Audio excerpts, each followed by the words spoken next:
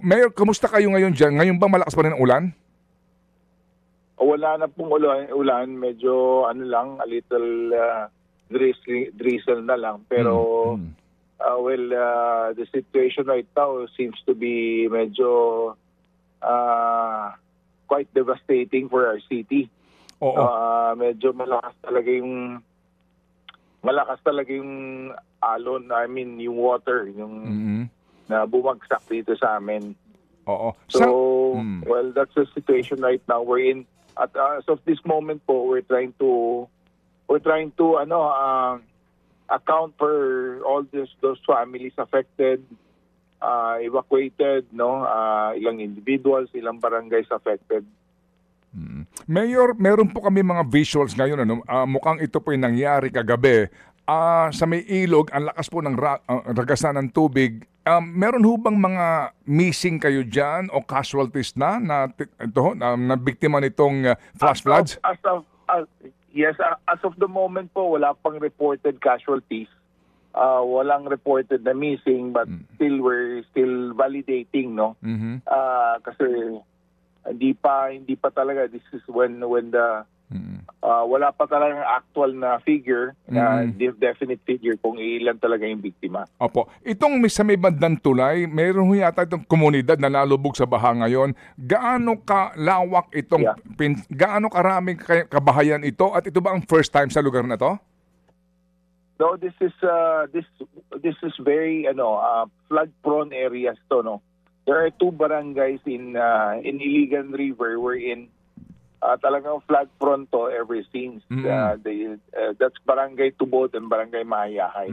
Although there was advice of preemptive evacuation, but a lot of families, individuals, decided to stay put, no, kasi siyempre yung takot na pag wala sila sa bahay baka may mangyayari. So there what happened is that although incident command system has already been activated, yung incident management team was mobilized, but still, well, you cannot sometimes you cannot push it. But yung mga tao dyan, mga families dyan were already they were made to sign, no, yung tawag nito, yung waivers. Parang waiver, waiver kung whatever happened, the government has done everything to inform them. Opo. But still, a lot of families decided to stay, Opo. thinking na medyo hoping na hindi tataas yung tubig. But eventually, this is different dahil ang lakas pa rin ng bagsak ng tubig. Yung volume ng water ngayon is even higher than what we experienced during Sendong. So, ganon? So, and during Sendong, a lot of missing infrastructures ay hindi pa na-impose na constructed. So, we're still very flood prone in terms of situation like this. Opo, So, opo.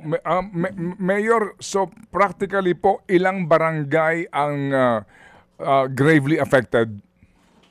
Well, a total of 14 barangays as of now has indicated na may mga evacuees sila.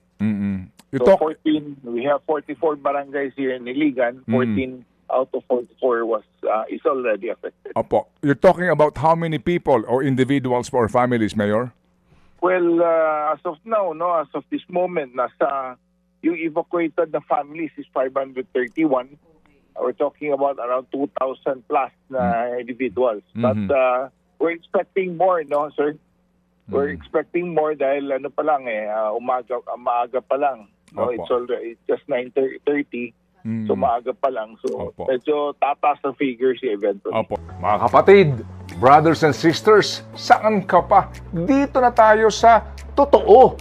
Dito na tayo sa True FM. Mga kapatid, mag-subscribe and follow po kayo sa social media accounts ng True Network PH. Yan po kami. Hanapin nyo lang True Network PH, Facebook, Instagram, YouTube, TikTok, and podcast.